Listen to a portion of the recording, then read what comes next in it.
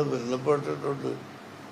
മുസ്ലിംകൾ മാത്രമല്ല, ഈ 70% മുസ്ലിംകളാണ്, 30% നോൺ മുസ്ലിംസുമാണ്. ഏതായാലും നിയമവിരുദ്ധമായിട്ടാണ് അവർ താമസിച്ചിരുന്നത് എന്ന് അവർ പറയുന്നു.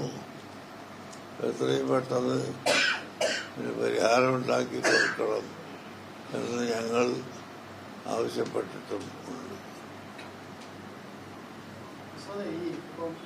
സുന്നി ആദർശത്തിനെതിരാണ് ജമാഅത്തെ ഇസ്ലാമിയുടെ രാഷ്ട്രീയം എന്നൊക്കെ എപ്പോഴും പറയുന്നതാണ്. അവരെ അകറ്റി നിർത്തണമെന്നാണ് സമസ്ത എല്ലായ്പ്പോഴും പറയാറ്. പക്ഷേ ഈ തിരഞ്ഞെടുപ്പിൽ UDF ജമാഅത്തെ ഇസ്ലാമിയുമായിട്ട് കൂട്ടുചേരുന്നു, അവരുടെ വോട്ട് വാങ്ങുന്നു എന്നൊക്കെയാണ് CPM ആരോപിച്ചിരുന്നത്. ഇങ്ങനെ അതിനെ എങ്ങനെയാണ് നോക്കിക്കാണുന്നത് ഉസ്താദ്? ഏതായാലും ദയവുണ്ടായിട്ട് ഞങ്ങളെ നിങ്ങൾ രാഷ്ട്രീയത്തിലേക്ക് വലിക്കാതെ ഇരിക്കണമെന്ന് ഞാൻ പ്രത്യേകിച്ച് ഓർമ്മിപ്പിക്കുകയാണ്.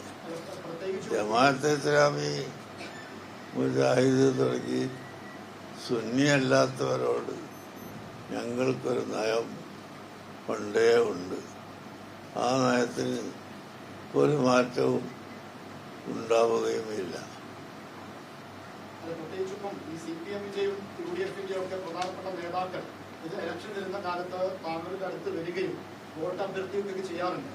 അപ്പം അവർ തന്നെയാണ് ഇത്തരം വർഗീയ ശക്തികളോട് കൂട്ടുകൂടുന്നത് എന്നൊരു ആരോപണമുണ്ടോ?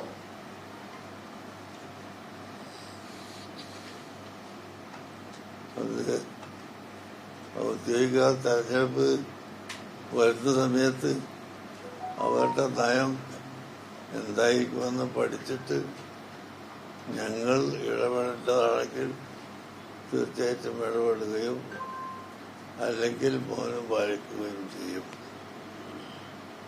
ഈ EK സമസ്തയുടെ യാത്രയിൽ അവരുടെ മുഷാവറ അംഗമായിട്ടുള്ള ഒരു പ്രസ്താവന നടത്തി. സമസ്തയിൽ വിശ്വസിക്കാത്ത ആളുകളൊക്കെ മുസ്ലിമല്ല, സമസ്തയാണ് ബാക്കി മുസ്ലിമല്ല, അങ്ങനെ ഒരു കാര്യം അങ്ങനെ പ്രസ്താവന ഇറക്കിയതായിട്ട് നമ്മളാരും അറിഞ്ഞിട്ടില്ല, ഉണ്ടായിരുന്നില്ലേ?